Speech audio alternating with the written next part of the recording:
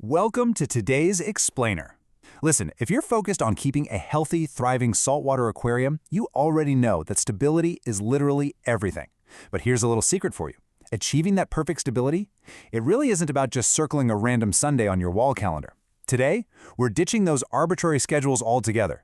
We're going to look at how to let the actual hard data tell us exactly what our tanks need. Let's dive right in. So, it's the age-old question in the hobby, isn't it? How often should you really be changing your tank water?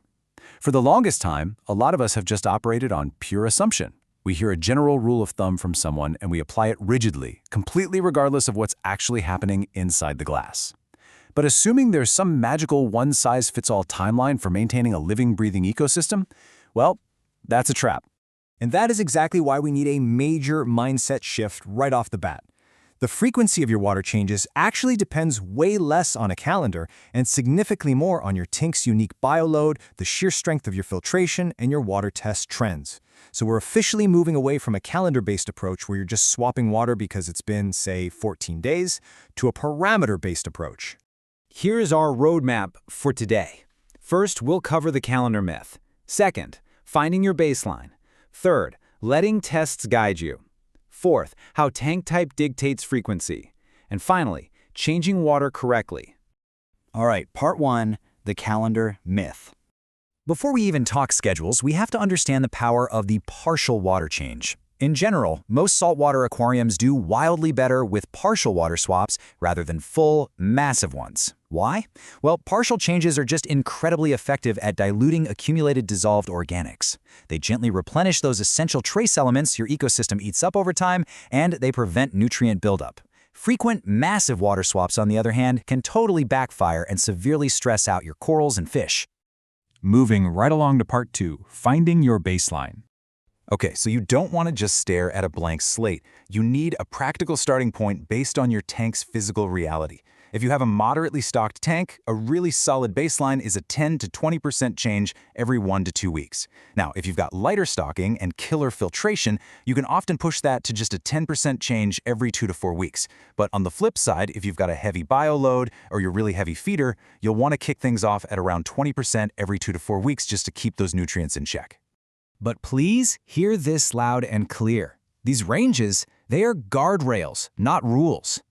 Think of them exactly like that, guardrails, just to keep your car on the road as you get started. Ultimately, your goal is to adjust these baselines based on what your actual testing reveals over time. Which brings us perfectly to part 3, let tests guide you.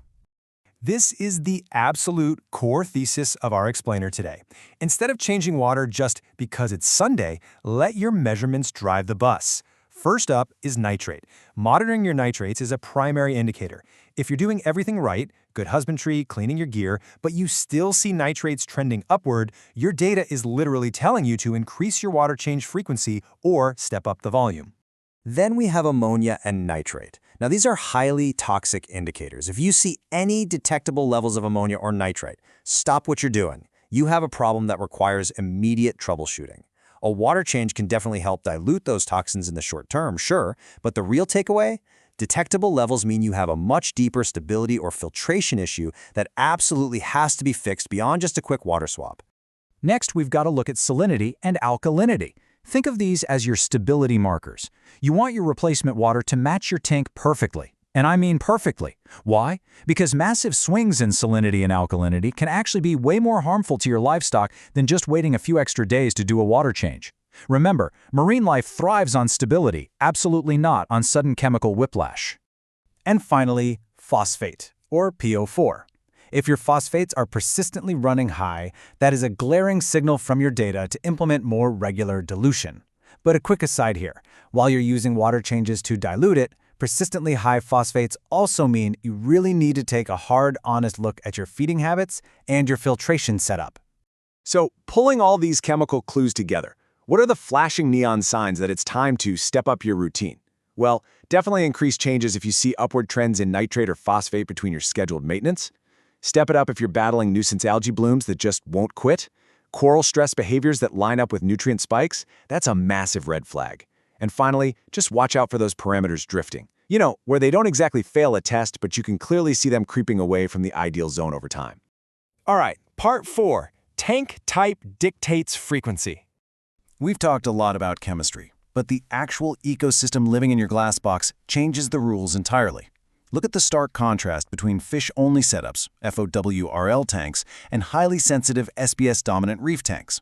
Fish-only tanks are basically waste factories compared to what corals consume, mostly because you're feeding them so heavily. For those, 10 to 20% changes every week or two is usually spot on. But reef tanks? Corals are super sensitive to swings in trace chemistry and alkalinity. Because stability is the holy grail for a reef, keepers often opt for much smaller, incredibly consistent partial changes.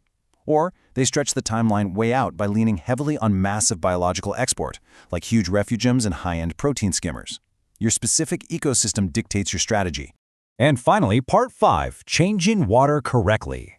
Because, let's be real, frequency doesn't mean a thing if you aren't prepping the water right. If you botch the execution, you're just going to stress your animals out. So follow these 5 steps to the letter. 1. Match your salinity exactly to the tank.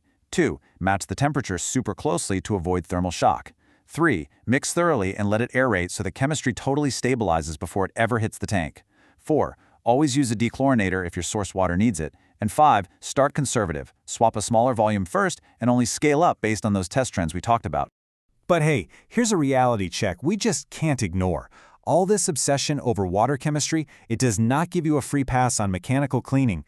If your filters, your overflow baxes, and your pumps are neglected and choked with gunk, throwing more water changes at the tank simply won't fix the underlying physical buildup. You've got to keep the equipment clean so your water changes can actually do their job. And that brings us to our final takeaway. The source material leaves us with this absolute gem of advice. Treat your schedule as a living plan rather than a fixed rule. Test consistently, guys. Change your water deliberately based on the hard numbers you find. If your parameters are rock solid and your export is doing its job, you might even realize you can dial back your frequency. It's all about listening to what the ecosystem is telling you. So I'll leave you with this. Is your aquarium currently running on some arbitrary date you circled on a calendar? Or is it running on the actual living data it produces every single day? Test your water, find out, and keep learning. Catch you next time.